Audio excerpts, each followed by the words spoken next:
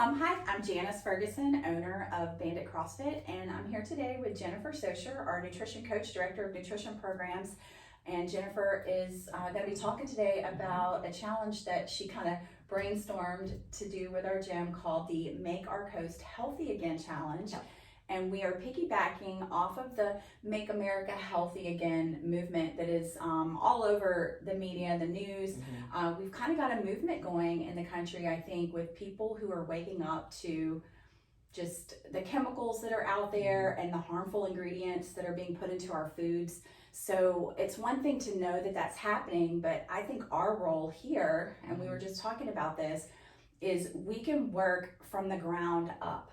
You know, we're not going to fight for, we're not talking about policy here. We're not trying to get into the politics of it. What we want to focus our efforts on is where we think we can make the greatest change, which is in educating our population, educating the coast on how to make themselves healthy again. And I thought about this yesterday whenever I was at the grocery store. You know, I'm looking for bacon that is healthier, that doesn't have the nitrates and the nitrites. That's something you want to try to avoid in your lunch meats and your processed meats. And so I found a natural, I took a screenshot of it and I don't have it in front of me. I can't remember what it's called. I think it was Hormel. It's one of the big brands, but they have the packaging looks like it's so healthy. Oh, it's in that brown box. Well, no, it's not a brown box, but it says like all natural. It's like natural bacon. So I flipped over to look at the ingredients of it. And it has sugar in it, added sugar. I think just about every bacon has sugar in it. Why does bacon need added sugar? So if you are someone who is just at the grocery store looking at all these front-facing labels of all the marketing and advertising of all these bacons, trying to find a healthier bacon, and that's a topic for another day. You know, a lot of people out there say bacon's not good for you because of the high fat content, but I totally disagree with that. So anyways, it's like you would be looking for these healthy bacon and you're like, oh, this one looks great. You turn around and look at the ingredients. I mean, but most people don't even think to look at the ingredients because the cover is telling you it's going to, you know, it's good for you. It has this, or it's natural, it's whatever. Yeah, it's natural. Yeah, well, sugar is natural. Yeah. And there's nothing, you know, okay, sugar is natural, but how many teaspoons a day are you supposed to have, Jennifer? Like 25. Oh, well, I thought it was 6. 6 grams. 25 grams. 25 grams. 6 teaspoons. 6 teaspoons. 6 teaspoons. 6 teaspoons for a female and 9 teaspoons a day for a male. So what's happening is these sugars are creeping in everything that you're eating. And people are not checking the ingredients on the back to know that that's happening to them. And most of the sugar that's in stuff isn't really a natural sugar. It's been so highly processed. Yeah, this one has turbinado sugar. I don't know so many different names for sugar. Yeah, we could look in this book we have right here to see this is like my nutrition Bible of ingredients and what it does to you and stuff. That's Vani Hari, the food babe. Let's show them so I can see this book. That's a great one. Yeah, it's a great resource because you typically can just go to the back and like if I wanted to see turbinado sugar, let's just do it. Let's see if she has it in here. I'm sure she does. QRST, the index is great. If not, she probably talks about it under sugar. Under sugars in general, there's no turbinado sugar, but you have that. We have a post coming out that talks about, there's like at least 20 to 30 names of what sugar goes by, and you know, it's not all just granulated sugar straight from you know the factory. It's going to be something that's processed. So why would sugar be in bacon? And really trying to teach people things to do, those habits, because that's got to be your habit now. Is not only am I looking at the macros or the cover, and I'm not looking at just how much fat does this have, how much protein does it have, how many carbs does it have. Let's look at the ingredients. And one of my guiding principles that I've been doing is if I can't read the names of what it is. It's not food. It's not food. It's been processed food. So let's start here because we're talking about a challenge that we're going to be doing called the Make Our Coast Healthy Again Challenge. And you know, you can go to our website to learn more about that, to sign up for it. And we'll talk a little bit about the details of it at the end. It's a 4-week challenge, and it's formed around education, but it's also formed around helping you to make those habits. But I want to back up and talk real quick because we haven't always been so dialed into this As far as ingredients? As far as ingredients. Yeah, for sure. Yeah. I used to focus mostly on carbs, fat, and protein, and like I didn't or know even what the just label said. simply eating real food and putting it on your plate in the right way, like following the plate method, which is good, because that's good, because that is, you're typically putting real food on your plate when you're doing that. But you know, a lot of times when you're following like just macros, you're logging or something like that, a lot of chemicals sneak in because you start eating those like Franken foods, the fake foods, like they're looking for protein bars, the Oikos Zero yogurt. It is really hard on our coast to find yogurt that is clean and healthy. Yeah. They have carrageenan in them. They have the They have sucralose. sugar. Sucralose, which is a chemical. Yep. You know, your body. Yeah. There's a lot of conflicting studies about dyes. the kids. the dyes so in the dyes. yogurt. Oh my goodness. So there's so many conflicting studies about a lot of this stuff. And again, here comes this policy and politics stuff. But when you know how research and who funds the research, I mean, follow the money. And I know, you know, that's something that some people are like, oh, that's conspiracy talk. Well, maybe it is a conspiracy. Maybe it is that the people who stand to profit off of these foods that are convenience foods that can are shelf stable, they can make more money off of it with these chemicals. Maybe it is a conspiracy that they want to make money off of it, and they need to find ways to make it where it seems plausible and it's palatable and it's okay for you to have these things. So talk about your journey. Okay, it's making us sick. It's making us sick. Yeah, if you look at the statistics, I think RFK was at his confirmation hearing, and he was saying it was at least 70% of Americans are obese. Yeah. And my mom, you know, we talk about this all the time in my family. Like, oh, well, I used to eat that. We've been eating that for years.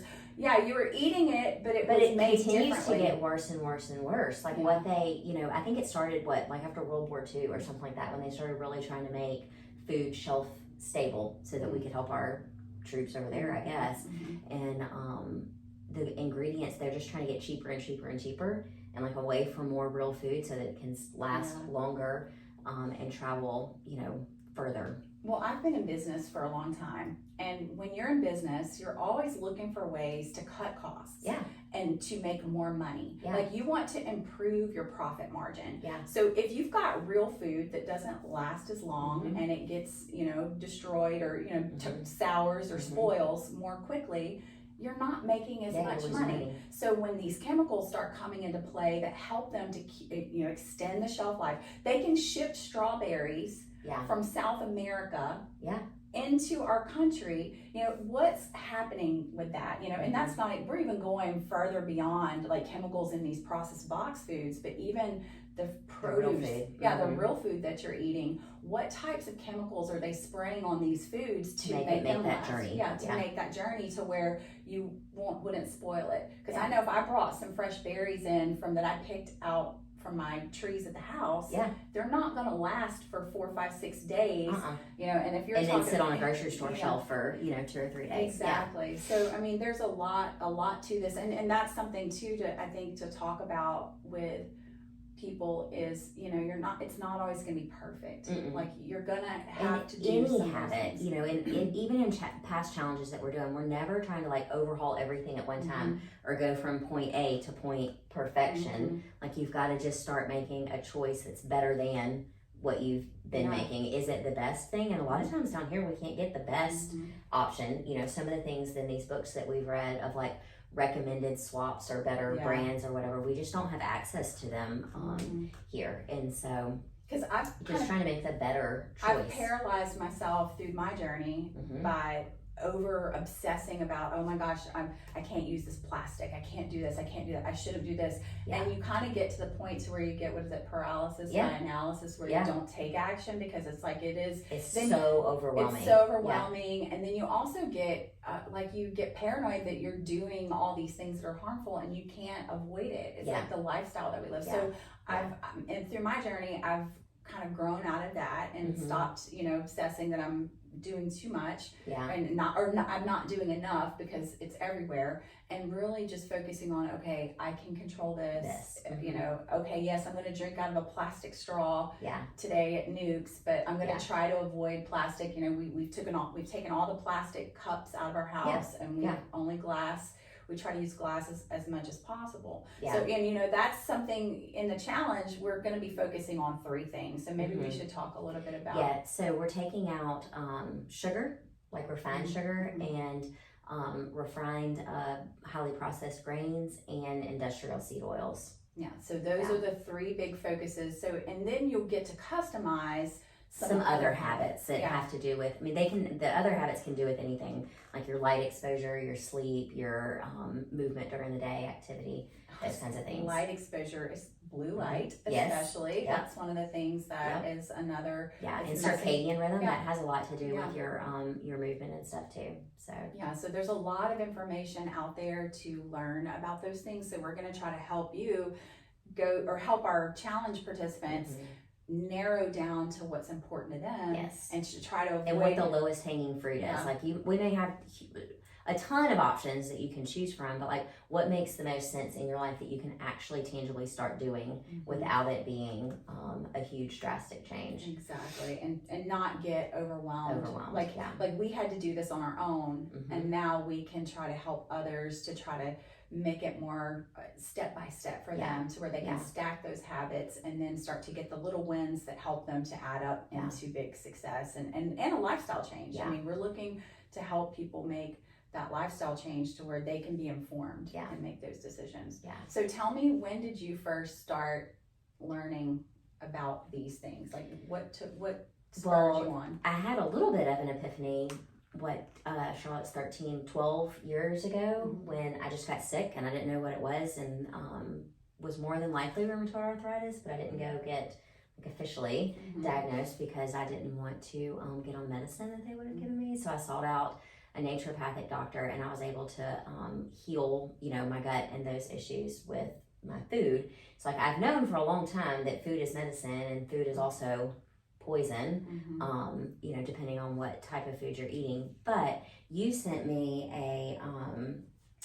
the Tucker Carlson interview with Callie and Casey Means. Yeah. So that's kind of what turned on the wheels of like, oh my gosh, the corruption that is our American food system and pharmaceutical system, like just this big huge wheel of let's poison the people so that they have to be on medicine, and it's just a vicious cycle. And then a couple months later, we read the book Good Energy by Casey Means, and I love her, and I'm gonna butcher this, so you can look it up on your own, but she has a hierarchy of consciousness, where basically, like level 1 is we have no idea the things that are hurting us, we're unaware, we're uneducated, and we don't really care particularly, and then level 2 is, well, now you've been given the knowledge, so you are educated, you do know what you're not doing or doing, and you don't care. Yeah, you're still not doing You still don't care, yeah. But now you're aware. And then level 3 is you're trying to start to make those changes, but it's still kind of difficult. There's still friction involved with the habits that you're trying to fix. And then level 4 is once that habit has become a lifestyle and you don't even have to think about it anymore, and you're just kind of living the life. And you have to think about that.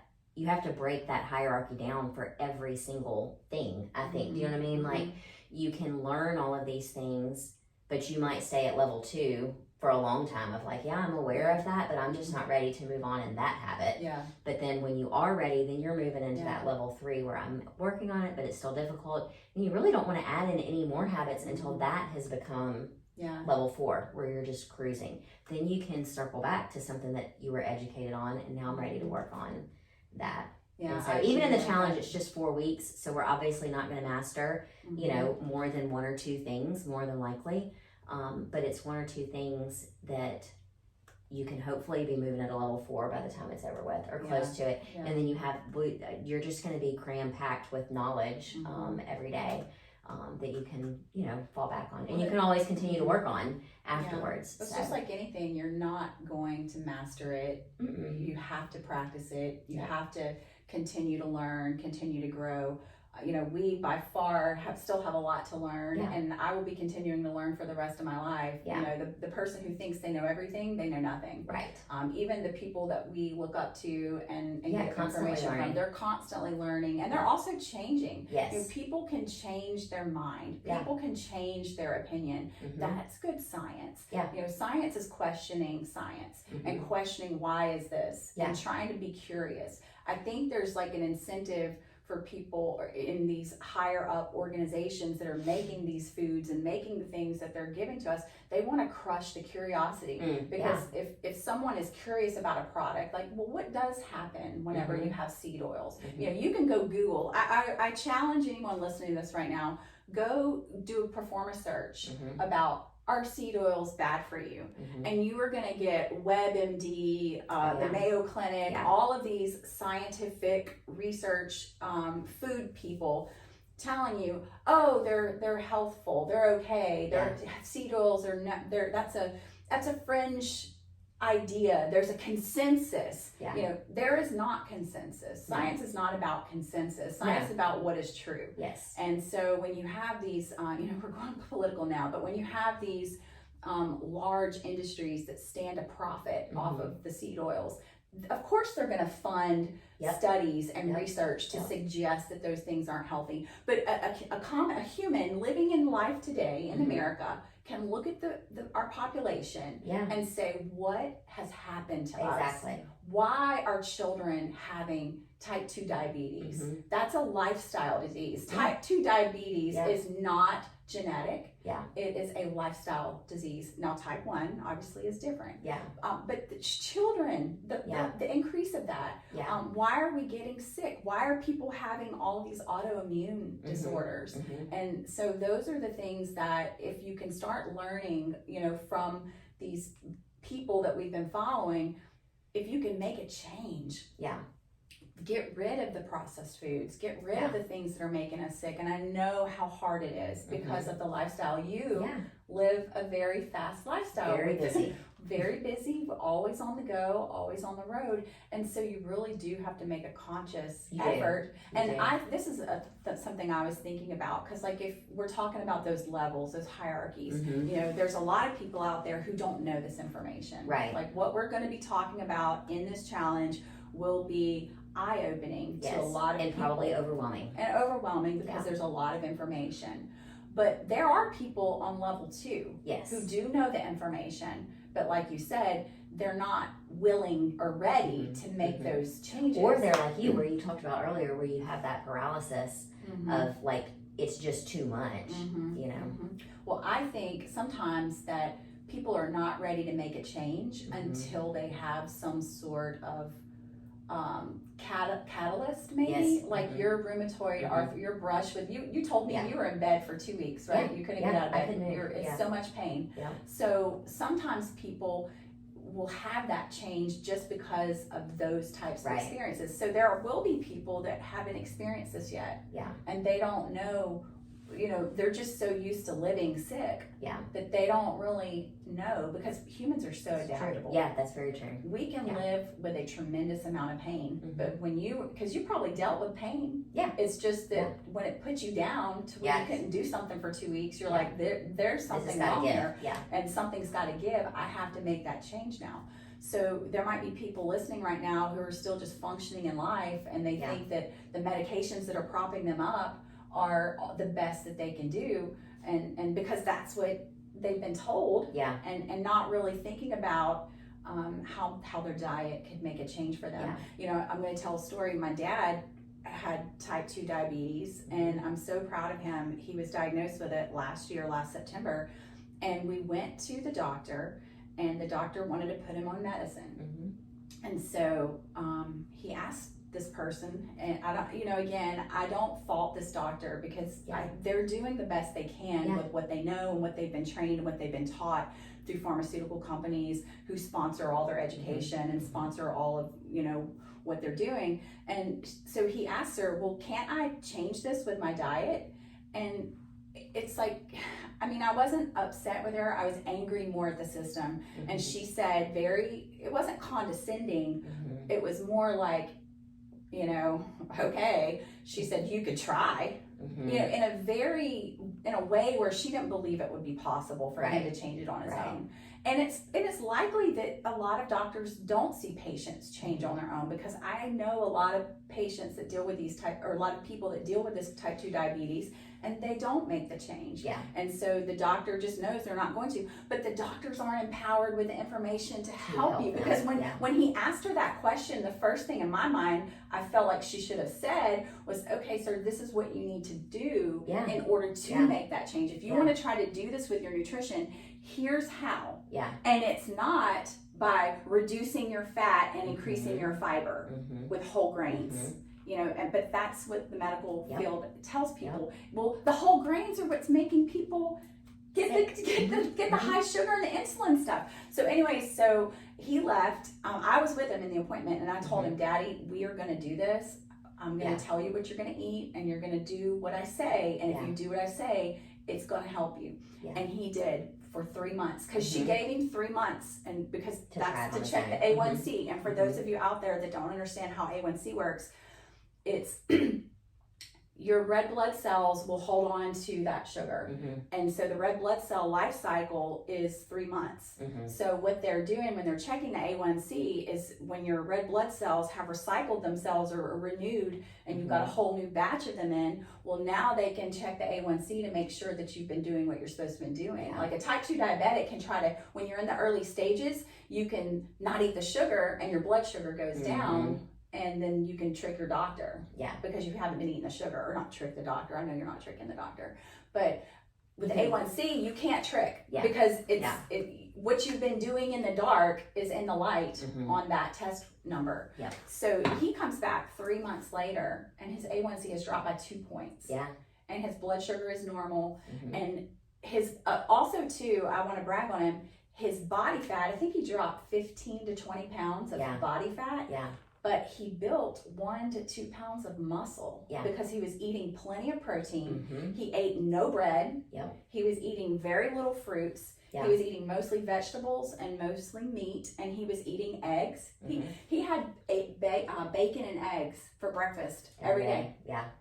Every day. Yeah. And his cholesterol is It's dropping. good. Yeah. So Yeah. anyway, so that's why I have that disagreement about the bacon not working for you. A lot of people don't realize it's the sugar Yeah. that's causing these cholesterol issues and these diabetes issues, type 2 Yeah. diabetes. Yeah. So anyways, we go back to the doctor appointment, and she gets the results back. I mean, they're like talking about all this other stuff, and that's all my daddy cared about at that appointment. We had to sit there for 45 minutes waiting for her to give him the update of his A1C when she told him that. And she was in disbelief. Yeah. She was in disbelief that he had reversed his type 2 diabetes in 3 months. Mm-hmm. She's like, well, you did it. And then when I told her the InBody results, I said, and I want to tell you this part too, because this is not just about him dropping his A1C. He has dropped, whatever it was, 15 or 20 pounds of fat in this 3 months. And he's held on to his muscle. Yeah. And so that right there told her, she's like, well, whatever you're doing, you need to keep on doing that. Yeah. And so, and I left the appointment, and I told her, what we did is what was in this book, Right. Good Energy. Yeah. And I really think you'd get a lot out of reading it. And she took it down for me. So I hope that she did, Yeah. so because I want more people to understand that there's much more to this than just, taking a pill to help yourself. Yeah. If you could help to change your circumstances with your food, you're so empowered, because then you don't have to rely on medication. Imagine living a life, and there's so many people we know and love out there that are living their life dependent upon pills and medication that's keeping them alive. There's a staggering, I don't know it off the top of my head, but it's staggering, like the percentage of our population, even starting at like teenagers, that are on prescription medications for one thing or another. It blows my mind. Well, it's the truth, and it's sad, and I hope, think about the food that alters your mood. Yeah. Food's altering your hormones. There's Yeah. endocrine, and let's go into this. Yeah. Because the challenge we'll talk It's not about just this. food. It's not just your food. Yeah. Think about the perfumes that we use. Yep. the cleaning, the Our chemicals, shampoo and our shampoos. soaps, They have phthalates even in our them, clothes, sulfates in them. They have all of these. laundry detergents. Yeah, The chemicals in perfume, I think it's sulfur, or is it phthalate? phthalates. Yeah. I think. It makes the perfume last longer. Mhm. But in exchange for that, you're disrupting your hormones. It's, Yeah. it's a hormone disruptor. Yep. So, And yes. we wonder why so many people have trouble getting pregnant, Mhm. and have all this hormone stuff. Their Yeah. food, their environment Yeah. is hurting that. So, Yeah. and this is not stuff we've made up. There are No. medical professionals that believe this. Now, are they in the consensus? Many Yeah. of them are not. However, the science that they are producing is showing this, and Yes. more and more often we're seeing that people are willing to put money into the studies, Those kind of studies. Yeah. studies to try to help Yeah, us. because so many of the other studies that are out there for things are funded by The same. It's like the foxes. people that have interest in Yeah, it. the fox. They call that the fox guarding the hen house. Mhm, Is really essentially what that is. Yeah, So- it's super frustrating. Yeah, when we finished reading that book, I was like, sign me up and take me to Washington. Like, something has to change. Mhm. But it is so much better just to, because if the more people that are educated, the more people are going to start searching for the products that we need, and they'll, we have a voice. Yeah, we do. And you have a choice. Like there are choices, and that's some of the stuff we'll be focusing on in the challenge. Is we're going to be okay, this or this. Or this. Yeah, like Let's if make you the better need it, choice. yeah, if you want yogurt. Yep. Well, okay, this is probably the best one that you could get. Yeah. You know? And when you're looking at ingredients, the best place to start, if you don't know, is the fewer ingredients, and it doesn't have real food. Yeah, And, same do we with know what they protein are? powder. Scott Ball sends me a message the other day with his, was it Dymatize? I think so. Oh my gosh, I've never tried Dymatize, and he sent me that ingredient list and was like glitter. Yeah. Edible. It had edible glitter in it. Edible glitter. I'm like, what? That's important. What did I they don't do? know. I guess it's to make it sparkly when you put it in your protein shake to Yeah. look cool or something, to make you think it's something. But that would make me think that they're trying to like market it to children. No adult cares if their drink is glittery. Yeah, so he sent that to me. So yeah, little things like that, like because protein shakes are okay. Yeah. But you want to make We're sure. trying to find cleaner ones. Yeah, we're trying to find cleaner versions. The same thing with like almond milk. When I started learning this, I was drinking a lot of almond milk before I went to Allison Laney, and she told me that it's a sensitive food. I did a food allergy test, and I can't have almond milk anymore. But anyways, when I was doing that, you could not find an almond milk without carrageenan in it. Yep. There's carrageenan in lunch meat. Yep. Like what in the world? I know. If you don't why. know what carrageenan is, it's linked to cancer. Yeah, it's linked to cancer. It's a emulsifier. So that creamy almond milk that you like so much, it has carrageenan in it. So Califia Farms is one of the only brands you can find that doesn't have carrageenan in it. Yeah. So again, it's not that, okay, let's say if the almond milk was the only thing in your environment that you had the carrageenan, you might be okay. But when think about your lunch meat, think about your yogurt, now your almond milk, it's like everything you're consuming in your daily meals have that chemical in it. So that's the problem. You're overloading it. And then on top of that, you're having sucralose in your Oikos yogurt, and then you're having edible glitter in your protein powder, and then your perfumes. And it's just like we're surrounded by it. And I watched a great podcast with, I'll always forget the guy's name, Anthony J was the guest, and I can't remember the name of the podcast host. But they talked about this, and that really helped me in my journey. And that's where they gave me that sense of balance. Like, look, you can't stop all of it. Because even the water that you're drinking has pesticides in it. Because they're filtering, especially if you're on public water system. When all of that sewage goes down into the water thing, and they recycle it and do whatever they do with it to turn it back into clean water. Well, really the only things they're removing from it are the bacterias and the things that could make you sick, like a public health concern. There's and I've been doing a lot of research for this challenge, getting ready to get, so I can give you education that's not overwhelming in bite-sized chunks. But there's a website, the EWG website. You can go in and type your zip code, and it'll pull up all of the public utilities in your area. Nice. So you can grab your whoever we're on Robinwood Utilities or whatever, and it'll tell you how much, and it'll give you the percentage above. I think I'm 125 times more than what's recommended as far as arsenic goes in your water. That's terrifying. dying. Yeah, Gross. Yes, because think about everything that all the stuff that you're eating, and we're putting it into our sewage system, all these chemicals, and they're not removing the chemicals. They're just removing the biologics. So that is. I think there was 5 different things that was, over what atrazine is one. Yeah. That's the one that they have that study where it feminized the frogs. Yeah, and then the glyphosate, which is, Roundup. People can go buy Roundup at Lowe's, and they spray it on their yard all the time. So the water runoff into your, like the systems, the water systems, the runoff systems, and they're capturing that water, and it's going into the ocean. So it's going into your fish. So you're not going to be able to avoid everything. But if you can try to control the little things that you have control over, you can start to maybe reverse some of those issues that you're having. So I encourage anybody who's dealing with any unsolved medical issues that they just can't get to the root cause of, changing your nutrition, not just in terms of losing weight, but changing the chemicals that you're putting into your body could make a change. I want to tell one more thing, that this is probably where I first started this journey for myself, and it was many years ago, and it really, I didn't really start implementing these things until probably in the last couple of years or so, when I started following Callie and Casey Means. I've been following them for a couple of years. Callie, one of the authors of this book, he used to work as a lobbyist for food and pharma. So he had a really great insight into how the business side of the food and medical industry works. And then Casey is a doctor. Well, I followed another doctor, and I followed her for many years. Her name is Terry Walls, Dr. Terry Walls. And she was someone who was suffering from MS, I believe. I get MS and MD confused, but she was wasting away. Right. She was in a wheelchair, and she could no longer move. And so she was taking medication. She was doing all the typical treatments that a patient that had that disease would be taking.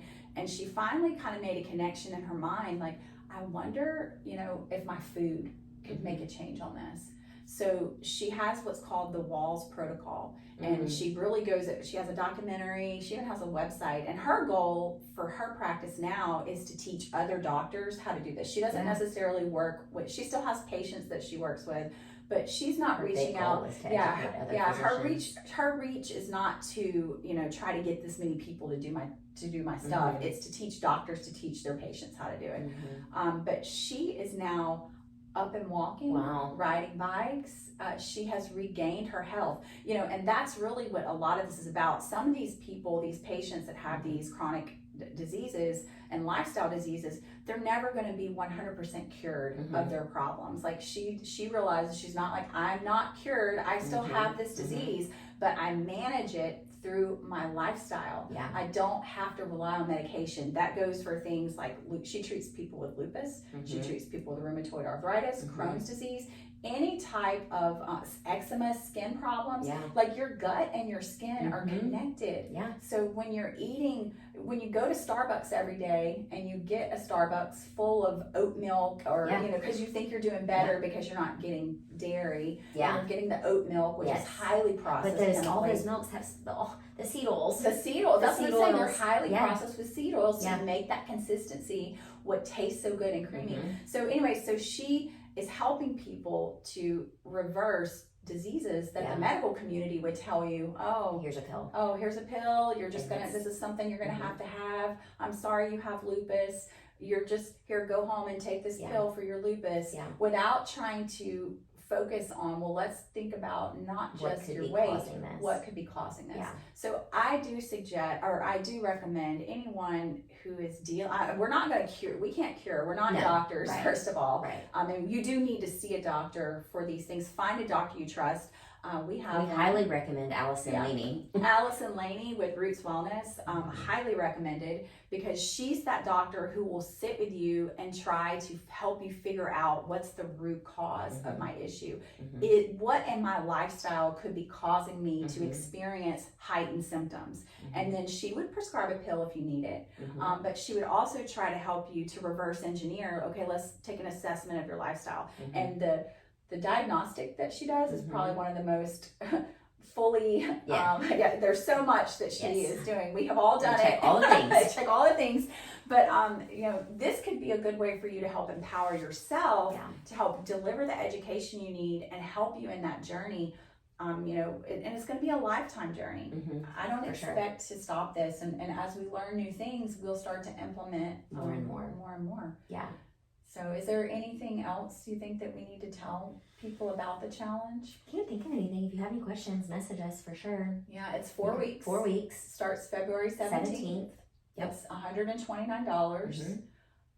You'll come into the office twice and do an in-body scan, and the first check-in will be a very long appointment, probably close to 45 minutes to an hour, because we're gonna kind of survey all aspects of your life, your food, your sleep, your movement, all those kind of things. It'll be very enlightening, because a lot of times we think that we're making healthy choices, and then when we're presented with that information about, maybe I could be doing a better job here. Yeah. And a lot of people will be doing okay in a lot of areas, but we can try to help them find the areas that they can improve on. Find areas they can improve on. So that self-assessment will be so valuable for you. A self-assessment is important in everything that you do. Your career, your health, your fitness. Anytime you can take that subjective, your ego away from how you feel about the way you do things, and really get it objective about it and put it on paper, I think that's a learning opportunity for you. So for someone to be able to spend that time with you, I just think that's a great treat for them. Yeah, I think it's gonna be good. To be able to sit We're gonna dig down too and figure out why you might be wanting to make some changes too. So finding the why is super important. Because when you have a why, then you can stay accountable, because you can always refer back to that. Yeah, always the why is like, I want to, live longer. I want to feel good while I live longer. But after reading this, my why got a little bit more like fire underneath it, I guess, because I was angry. And I'm not going to. You feel manipulated. Yes, I'm not going to let them get me. Yeah, exactly. It's kind of how I felt. You know what I mean? Like, I'm not going to just buy the things that they're trying to sell me and eat the things. And exactly. We're stronger than we think we are. We can do hard things. Like, it's hard in the beginning, but once you start feeling better, it's super empowering.